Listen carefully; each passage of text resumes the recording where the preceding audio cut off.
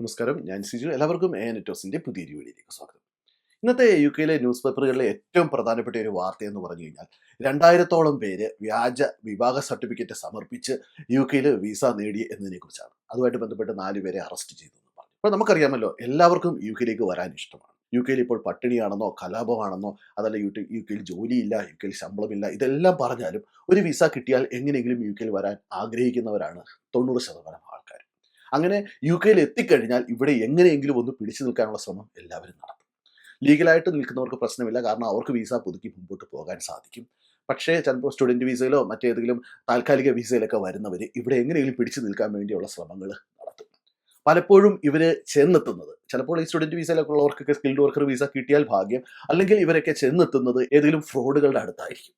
അതായത് യുകെയിൽ ഇങ്ങനെ തട്ടിപ്പുകൾ നടത്താൻ വേണ്ടി ഒരുപാട് ഫ്രോഡ് ഗ്യാങ്ങുകളുണ്ട്, പല രീതിയിലുള്ള തട്ടിപ്പുകൾ നടത്താൻ വേണ്ടി.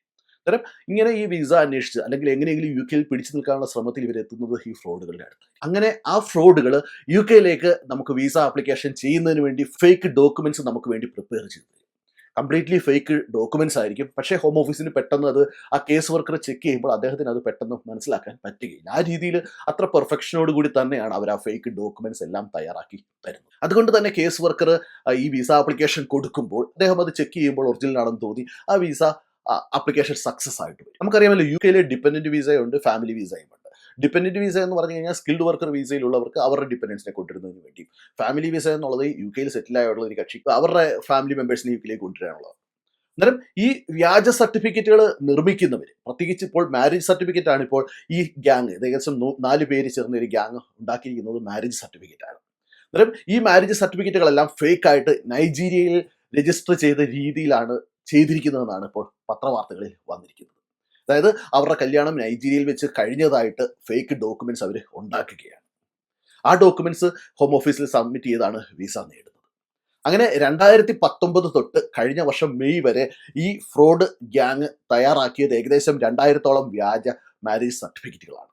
ഇതിൽ പലതും പറയുന്നത് കേട്ടിരിക്കുന്നത് EU സെറ്റിൽമെന്റ് സ്കീം വഴിയുള്ള വിസകൾക്ക് വേണ്ടിയാണ് ഇത് യൂസ് ചെയ്തിരിക്കുന്നതാണ് പറഞ്ഞിരിക്കുന്നത്. കറക്റ്റായിട്ടുള്ള വിവരം ഇതുവരെ അവർ പുറത്തു വിട്ടിട്ടില്ല.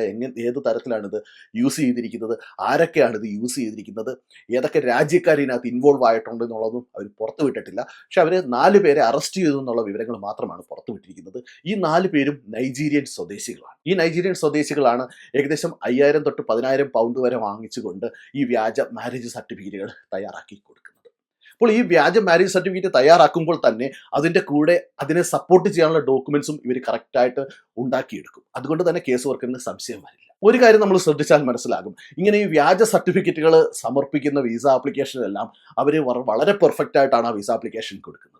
പലപ്പോഴും അവർക്ക് വിസ കിട്ടിയാലും ജെന്യുവൻ ആയിട്ടുള്ള മാരേജ് നടത്തി മാരേജ് സർട്ടിഫിക്കറ്റ് കിട്ടുമ്പോൾ ചിലപ്പോൾ ഒരുപാട് ക്വസ്റ്റ്യൻസ് ആണ് ഹോം ഓഫീസിൽ നിന്ന് നമ്മളടുത്ത് ചോദിക്കാറ്. ഫോർ എക്സാമ്പിൾ ആയിട്ട് പറഞ്ഞാൽ, നമ്മളിപ്പോൾ ഒരു വിസ ആപ്ലിക്കേഷൻ യുകെയിലുള്ള ഒരു പയ്യൻ കൊടുത്തപ്പോൾ അവൻ നാട്ടിൽ പോയി കല്യാണം കഴിച്ചിട്ട് അത് കഴിഞ്ഞ് വൈഫിന് വേണ്ടി ഡിപെൻഡന്റ് വിസയ്ക്ക് വേണ്ടി മാരേജ് സർട്ടിഫിക്കറ്റ് സമർപ്പിച്ച് ഫോട്ടോസ് സമർപ്പിച്ച് വിസ ആപ്ലിക്കേഷൻ കൊടുത്തു.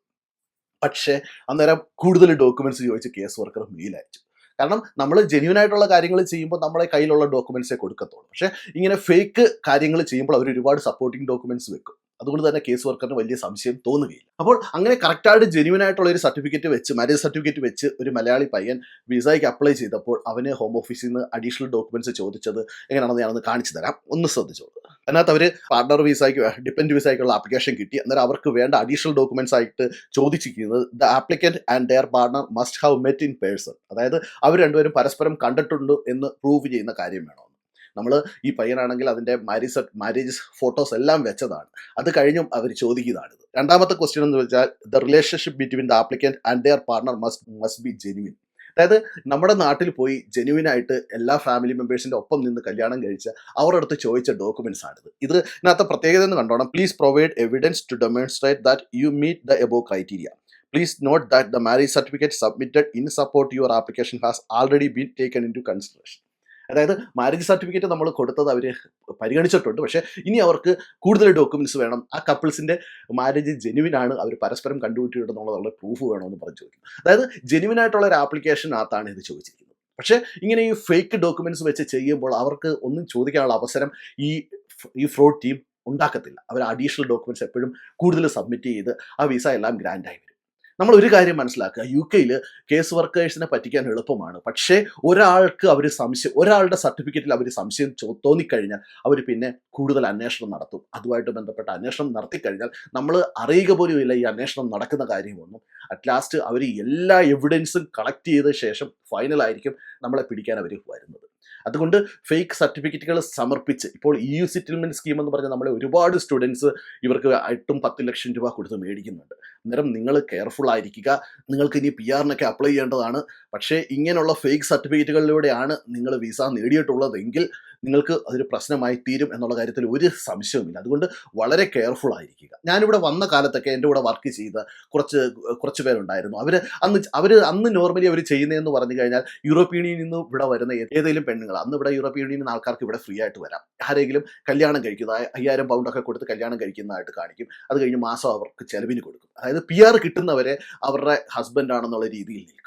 അത് കഴിയുമ്പോൾ അവർ ഡിവോഴ്സ് ചെയ്ത് പിന്നെ ഒറ്റയ്ക്കാണ് താമസിക്കും. അതായത് അന്ന് ഈ ബ്രെക്സിറ്റ് പ്രാബല്യത്തിൽ വരാത്തത് കൊണ്ട് തന്നെ യൂറോപ്യൻ യൂണിയനിൽ നിന്ന് വരുന്നവരെ കല്യാണം കഴിക്കാൻ എളുപ്പമായിരുന്നു. കല്യാണം എന്ന് വെച്ചാൽ ഫേക്ക് കല്യാണം കഴിക്കുമായിരുന്നു. അതുപോലെ തന്നെ യുകെയിലും ഇപ്പോൾ ഒരുപാട് നടക്കുന്നുണ്ട്. UK സിറ്റിസൺസ് ആയിട്ടുള്ളവർ 10,000-15,000 പൗണ്ട് മേടിച്ചിട്ട് കല്യാണം കഴിക്കുന്നതായിട്ട് കാണിക്കും. കല്യാണം കഴിക്കുന്നതായിട്ട് കാണിച്ച് അവർക്ക് വിസ നേടിയെടുക്കുന്ന രീതി യുകെയിലുണ്ട്. അന്നേരം ഇതൊക്കെ പിടിക്കപ്പെട്ട് കഴിഞ്ഞാൽ നമ്മൾ വിസയിൽ നിൽക്കുന്നവരാണെങ്കിൽ നമ്മുടെ വിസ ക്യാൻസൽ ചെയ്ത് അവർ നാട്ടിൽ വിടും. നമുക്ക് 10 ഇയർ ബാൻ കിട്ടും. അതല്ല നമുക്കിവിടെ PR കിട്ടി നമ്മളിവിടെ സിറ്റിസൺ ആയാൽ പോലും നമ്മൾ ഫേക്ക് ഡോക്യുമെൻറ്റ്സ് വഴിയാണ് അത് നേടിയെടുത്തിട്ടുള്ളതെങ്കിൽ നമ്മളെ അവർ നമ്മുടെ ബർത്ത് കൺട്രിയിലേക്ക് അവർ തിരിച്ചയക്കും. അതിനകത്ത് ഒരു സംശയവുമില്ല. പ്രത്യേകിച്ച് ഇങ്ങനെയുള്ള ഫ്രോഡ് ആക്ടിവിറ്റീസുകൾ ഒന്നും നമ്മൾ മലയാളികളെ ചെന്ന് പെടാതിരിക്കാൻ ശ്രദ്ധിക്കുക. നമുക്കറിയാമല്ലോ CBTയുടെ സ്കാം, അതും ആദ്യം വന്നത് നൈജീരിയയിൽ നിന്നാണ്. അന്നേരം ഈ നൈജീരിയയിൽ നിന്ന് ഒരുപാട് ഇതുള്ള ക്രിമിനൽ ആക്ടിവിറ്റീസ് വരുന്നുണ്ട്. ഇപ്പോൾ നമ്മുടെ നാട്ടിൽ നിന്നും വന്നത് OET-യുമായിട്ട് ബന്ധപ്പെട്ട സ്കാമാണ്. ദയവ് ചെയ്ത് നമ്മുടെ മലയാളികൾ ഇങ്ങനെയുള്ള പ്രശ്നങ്ങളൊന്നും ഒന്ന് ചാടാതിരിക്കാൻ ശ്രദ്ധിക്കുക. നമുക്ക് ഒരു നല്ല പേര് യുകെയിലുണ്ട്. ആ പേര് കളയാതിരിക്കാൻ എല്ലാവരും ശ്രദ്ധിക്കുക. അപ്പോൾ ഇങ്ങനെ നിങ്ങൾക്ക് തെറ്റായ ഡോക്യുമെൻറ്റുകളിലൂടെ യുകെയിൽ എന്തെങ്കിലും മേടിച്ചു തരാമെന്ന് പറഞ്ഞ് ആരെങ്കിലും വന്നു കഴിഞ്ഞാൽ അത് നിങ്ങൾ ഇവിടുത്തെ പോലീസിനെ ഇൻഫോം ചെയ്യുക. ഇവിടെ ഇപ്പോൾ ഡ്രൈവിംഗ് ലൈസൻസ് ഫേക്ക് ആയിട്ട് ഉണ്ടാക്കി കൊടുക്കാമെന്ന് പറഞ്ഞ് പരസ്യം ഇടുന്ന ഒരുപാട് പേരുണ്ട്.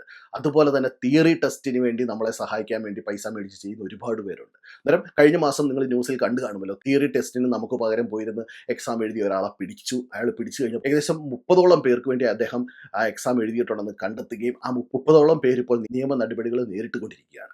അതുകൊണ്ട് തന്നെ യുകെയിൽ നമുക്ക് അർഹതപ്പെടാത്തത് നേടിയെടുക്കാൻ വേണ്ടി കുറുക്ക് വഴികൾ നോക്കിയാൽ നമുക്ക് താൽക്കാലിക ലാഭം ഉണ്ടാകും. അതിനകത്ത് സംശയമില്ല. പക്ഷേ നമുക്കതൊരു ലോങ് ടേം ബെനിഫിറ്റ് ആയിട്ട് മാറുമോ എന്നുള്ള കാര്യത്തിൽ വളരെയധികം സംശയമാണ്. കാരണം പിടിക്കപ്പെട്ട് കഴിഞ്ഞാൽ ഇപ്പോൾ ഒരു കേസൊക്കെ ആണെങ്കിൽ പിടിക്കപ്പെടാനുള്ള ചാൻസ് കുറവാണ്. ഇവർ ഈ ആക്രാന്തം കൂടുമ്പോഴത്തേക്ക് 100 കണക്കിന് കേസുകൾ ചെയ്യും. നേരത്തേക്ക് പിടിക്കപ്പെടും.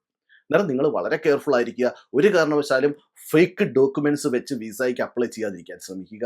കാരണം ഈ ഫേക്ക് ഡോക്യുമെൻറ്റ്സ് എപ്പോൾ അവർ കണ്ടുപിടിച്ചാലും, ആരെങ്കിലും നമുക്കെതിരെ കംപ്ലയിൻറ്റ് ചെയ്ത് അവർ കണ്ടുപിടിച്ചാലും നമ്മുടെ വിസ ക്യാൻസൽ ചെയ്യും. കാരണം നമുക്ക് 10 ഇയർ ബാനും കിട്ടണം. വളരെ കെയർഫുൾ ആയിരിക്കുക.